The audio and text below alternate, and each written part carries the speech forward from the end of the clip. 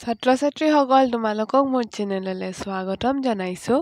আজি তোমালোকৰ বাবে মই লৈ আহিছোঁ BA 5th চেমৰ আধুনিক অসমীয়া গীতি সাহিত্য পেপাৰখনৰ মোৰ কবিতাৰ ছন্দ লাগি বিষ্ণুপ্ৰসাদ ৰাভাদেৱৰ গীতটিৰ কেইটামান প্ৰশ্ন উত্তৰ।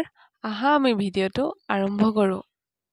১ নম্বৰ প্ৰশ্নটো হৈছে কলাগুৰু বিষ্ণুপ্ৰসাদ ৰাভাৰ জন্ম ক'ত আৰু কেতিয়া হৈছিল?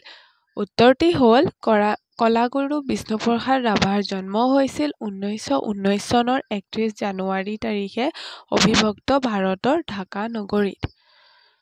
২ নম্বৰ প্ৰশ্নটো হৈছে কলাগুৰু বিষ্ণুপ্ৰসাদ ৰাভাৰ নাটক, নৃত্য, নাটিকা আৰু চিত্ৰনাট্য কেইখন কি কি?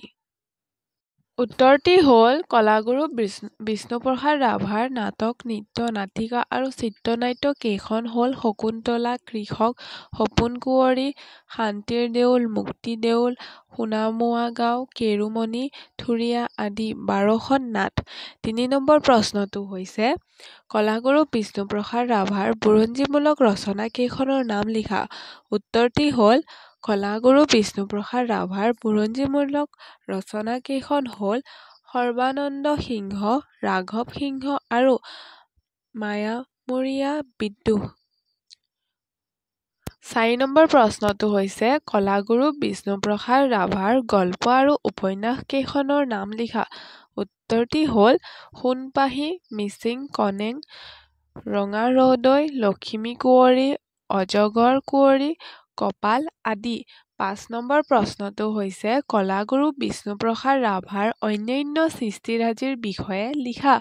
উত্তৰটি হ'ল কলাগুৰু বিষ্ণুপ্ৰসাদ ৰাভাৰ অন্যান্য সৃষ্টিৰাজিসমূহ হ'ল বৰদৈচিলা, বড়ো সমাজ, বান কবাং, মৰং ইত্যাদি। অসমীয়া, বাংলা, হিন্দী, উৰ্দু, বড়ো, ৰাভা, কাৰ্বি, মিচিং, তিৱা, ইংৰাজী, সংস্কৃত আদি বিভিন্ন ভাষাত পাৰ্গত বিষ্ণুপ্ৰসাদ ৰাভা আছিল একেধাৰে কবি, গীতিকাৰ, সুৰকাৰ, গায়ক, নৰ্তক, নাট্যকাৰ, গল্পকাৰ, ঔপন্যাসিক, প্ৰবন্ধকাৰ, চিত্ৰকৰ, খেলুৱৈ, ৰাজনৈতিক নেতা, সমাজ সংগঠক, সুবক্তা, বিপ্লৱী আৰু বজ্ৰকঠোৰ সংগ্ৰামী এক অদ্ভুত ব্যক্তিত্ব।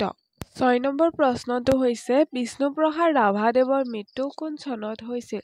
উত্তৰটি হ'ল ১৯৬৯ চনৰ ২০ জুন তাৰিখে দুৰাগ্য কেঞ্চাৰ বেমাৰত আক্ৰান্ত হৈ এইগৰাকী মহান শিল্পীয়ে জীৱন নাটৰ ভাও সামৰিছিল।